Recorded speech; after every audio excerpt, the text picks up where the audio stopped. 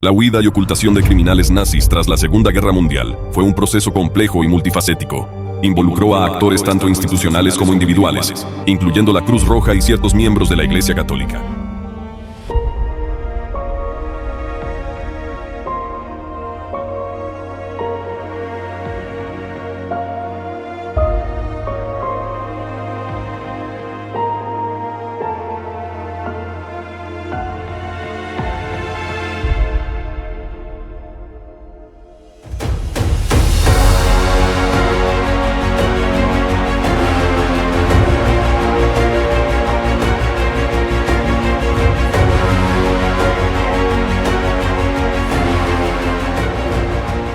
Quienes facilitaron rutas de escape conocidas como ratlines hacia Sudamérica. Hoy exploraremos las profundidades de esta oscura etapa de la historia, y cómo algunas potencias, incluyendo Estados Unidos y la Unión Soviética, hicieron tratos con nazis en el contexto de la Guerra Fría. El papel de la Cruz Roja y la Iglesia Católica. Durante este periodo, la Cruz Roja, a menudo por falta de información, asistió a individuos que eran de hecho fugitivos nazis. Paralelamente, algunos miembros de la Iglesia Católica desempeñaron un papel crucial al proporcionar apoyo logístico y documentación falsa, ayudando a numerosos nazis a evadir la justicia. La reintegración de los nazis. Contrario a la creencia popular, no todos los nazis se ocultaron o asumieron nuevas identidades. Muchos simplemente volvieron a sus vidas anteriores, reintegrándose en la sociedad civil alemana, sin mayores cambios de identidad o apariencia. La colaboración de las potencias durante la Guerra Fría.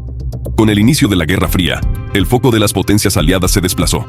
Estados Unidos y la Unión Soviética, interesados en obtener avances tecnológicos y conocimientos estratégicos, facilitaron la integración de científicos nazis en sus programas. Esta colaboración permitió que muchos evadieran la justicia por sus crímenes durante el conflicto bélico. Cambio de enfoque en la década de 1970. Sin embargo, este enfoque comenzó a cambiar en la década de 1970. A medida que la conciencia pública sobre los horrores del Holocausto crecía, impulsada por testimonios de sobrevivientes y la difusión de estudios académicos y mediáticos, aumentó también la presión pública por justicia. Este cambio coincidió con la disminución de las tensiones de la Guerra Fría y un reenfoque hacia los derechos humanos. Figuras clave en la caza de nazis. La caza de nazis se intensificó gracias a individuos y organizaciones dedicados a esta causa. Personajes como Simon Wiesenthal, conocido como el cazador de nazis, y otra figura notable fueron Serge y Beate Klarsfeld, quienes se destacaron por su implacable persecución de criminales nazis, incluido Klaus Barbie. Su trabajo ayudó a sensibilizar sobre la necesidad de justicia y reparación para las víctimas del nazismo. La búsqueda de justicia para los crímenes del nazismo ha sido una carrera larga y a menudo frustrante, con muchos nazis logrando evadir la captura hasta después de su muerte. Aquí te presento algunos individuos cuyos destinos marcan episodios clave en esta extensa búsqueda. Martin Bormann. Martin Bormann, nacionalsocialista y secretario personal de Hitler, se suicidó en Berlín con una cápsula de cianuro. Pero los aliados creyeron que había huido, por lo que en Nuremberg fue juzgado en ausencia y condenado a la horca. Los rumores lo situaban en medio mundo, especialmente en Sudamérica. En 1971, el gobierno de la RFA canceló su búsqueda. Solo un año después, unos obreros de la construcción encontraron sus restos, identificados por su registro dental. Un análisis de ADN en 1998 puso el broche final a la caza. Aribert Heim. Aribert Heim, conocido como Doctor Muerte por sus experimentos en el campo de concentración de Mauthausen, huyó a Egipto y se cree que murió allí en 1992, aunque su muerte fue confirmada mucho después. Alois Brunner. Alois Brunner, responsable de la deportación de aproximadamente 128.500 judíos a campos de exterminio. Fue uno de los colaboradores más cercanos de Adolf Eichmann. Brunner encontró refugio en Siria, donde se cree que asesoró al gobierno en técnicas de tortura y represión. A pesar de varios intentos de captura y asesinato, incluyendo 2 bombas por correo de las que sobrevivió aunque perdió varios dedos y un ojo, vivió hasta una edad avanzada. Informes no confirmados sugieren que murió en Damasco alrededor del año 2010. Klaus Barbie, el carnicero de Lyon, se ganó con creces su apelativo como jefe de la Gestapo en esa ciudad francesa. Hasta 1951, los estadounidenses lo protegieron a cambio de información sobre los comunistas, a quienes acosó intensamente. Instalado en Bolivia, la RFA lo empleó con el mismo objetivo. Los cazanazis Serge y Beate Klarsfeld lo localizaron en 1972. Tras una década de tira y afloja diplomático, fue extraditado a Francia en 1983, condenado a cadena perpetua por crímenes contra la humanidad y encarcelado en Lyon hasta su muerte en 1991. Boere, la condena retrasada. Heinrich Boere, miembro de un escuadrón de la muerte SS, fue el verdugo en la sombra que apagó la vida de 3 civiles holandeses. Su pasado, cubierto por el velo del tiempo y la negligencia, finalmente fue descubierto, llevándolo ante la justicia en 2010. Aunque tarde, su condena a cadena perpetua nos recuerda que la persistencia puede, a veces, cerrar las heridas del pasado. Erich Priebke. Erich Priebke, participante en la masacre de las fosas ardeatinas en Italia, fue descubierto en Argentina en 1994, extraditado a Italia, donde fue condenado y murió bajo arresto domiciliario en 2013. Josias Kumpf fue un guardia de las SS en los campos de concentración nazis durante la Segunda Guerra Mundial. Nacido en Serbia, Kumpf sirvió como guardia en el campo de concentración de Sachsenhausen en Alemania y en el campo de trabajo de Trauniki en la Polonia ocupada por los nazis. Durante su tiempo en Trauniki participó en la masacre de 1943, donde aproximadamente 8.000 judíos fueron asesinados. Después de la guerra, Kumpf emigró a los Estados Unidos en 1956. Donde vivió tranquilamente hasta que su pasado como guardia nazi fue descubierto. En 2001, el Departamento de Justicia de los Estados Unidos inició una investigación sobre sus actividades durante la guerra. Fue desnaturalizado en 2005 y deportado a Austria en 2009, después de que se agotaran todos sus recursos legales. Sin embargo, una vez en Austria, fue liberado casi de inmediato ya que la ley local no permitía procesarlo debido a la expiración de los plazos de prescripción para sus crímenes. Walter Rauff, inventor de las camionetas de gas utilizadas en el Holocausto, vivió en Chile hasta su muerte en 1984. A pesar de los intentos de extradición, nunca enfrentó la justicia. John Demjanjuk fue identificado por sobrevivientes como un brutal guardia conocido como Iván el Terrible en el campo de Treblinka, aunque posteriormente fue acusado de servir en Sobibor.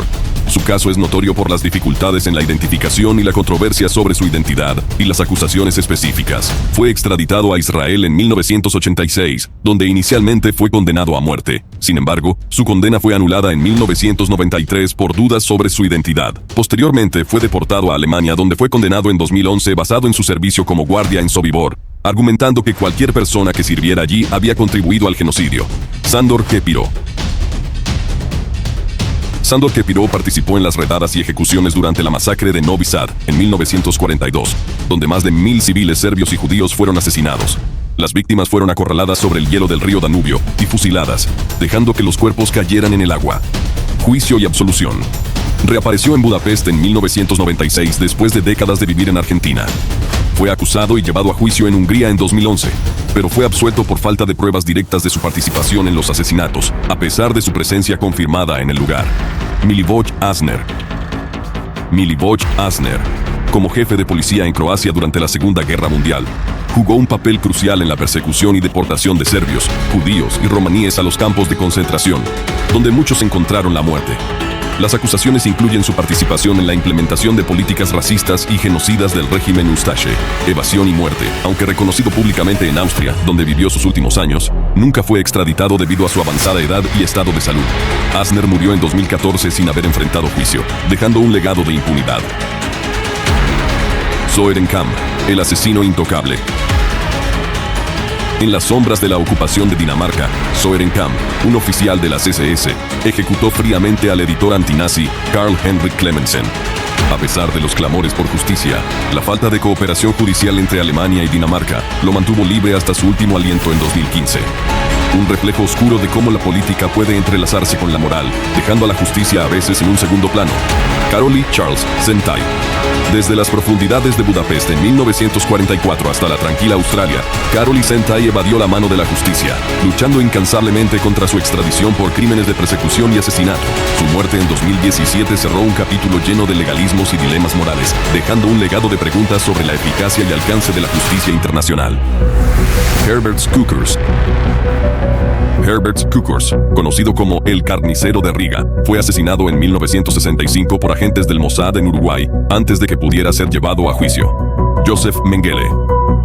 Otro caso notorio de un nazi que logró evadir la justicia es Josef Mengele, conocido como el Ángel de la Muerte por su papel en Auschwitz, donde realizó inhumanos experimentos médicos en prisioneros. Tras la guerra, Mengele huyó a Sudamérica. A pesar de varios intentos de captura, vivió en Brasil, Paraguay y Argentina hasta su muerte en 1979. Su identidad fue confirmada posteriormente mediante pruebas forenses, pero su historia permanece como un oscuro recordatorio de las fallas en la persecución de criminales de guerra. Mientras que hemos discutido varios casos de nazis que evadieron la justicia y fueron protegidos o empleados por diversas naciones, persiste una especulación aún más intrigante y controvertida, la de Adolf Hitler. A pesar de los relatos históricos que afirman que se suicidó en su búnker en 1945, han surgido teorías que sugieren que pudo haber escapado y vivido en secreto en Argentina. Estas teorías, aunque ampliamente debatidas y sin evidencia concluyente, capturan la imaginación de muchos y plantean preguntas sobre lo que realmente pudo haber sucedido. ¿Ustedes qué creen? ¿Es posible que Hitler haya escapado y vivido en el anonimato? ¿O son estas teorías simplemente el producto de la fascinación por los ¿qué hubiera pasado si? Déjenos sus opiniones en los comentarios. Nos encantaría leer sus perspectivas y teorías. Gracias por acompañarnos en este viaje a través de los sombríos pasajes de la historia. No olviden suscribirse para más contenidos como este y activar la campanita de notificaciones para estar al día con nuestras últimas publicaciones. Hasta la próxima.